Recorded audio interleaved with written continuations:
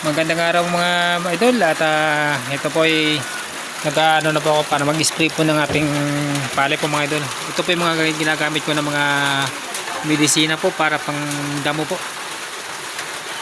Para po mamatay po mga damo-damo doon sa aming palayan. At ito po nga spray gun po ay nabili ko to sa Shopee po. Maganda po na klase din, malakas. At napakahusay i-spray po sa palayan po natin. Kahit sa anong gusto mo i-spray, pwede po yun mga idol. Ito ay tignan nyo, madamo po talaga mga idol. Yan ang kapal po ng mga damo. Kaya kailangan po ma-spray habang po mga bata pa yung mga damo, para po mampatay pa sila sa spray po. Yan po. At ito po yung ginagamit ko at hindi pa ganun tumatagas dahil hindi pa nakalabas ng maiging tubig. Yan yung pumakasan po. Yan. Sa kung po mga idol, napaka-usay pong gamitin. At nabili ko po ito sa Shopee.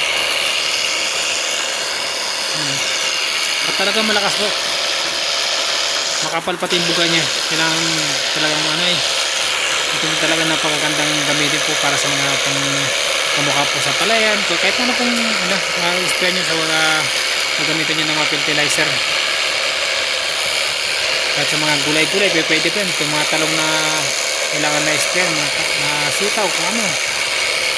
Ito po yung ginagamit ko din dati sa sitaw ko . Ito po yung nagamit ko dati. Yung na-upload ko sa page ko na Kabukid TV. Wala yun. Na-hack ko yung Kabukid TV ko yung mga idol. Ito yung talagang napakahusay po ito mga idol. Kailangan talaga i-sprayan po natin itong palay mga idol. Gawa ng siyempre gusto din natin na maganda po anihin natin. Kailangan po natin ng sprayan para po mawala po mga damo. At lagi po natin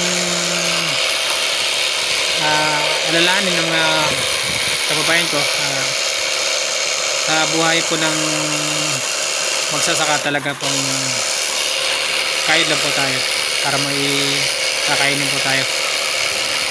Ito po sa amin po ito na pala yan. Kami po nag-ano dito. Kami po na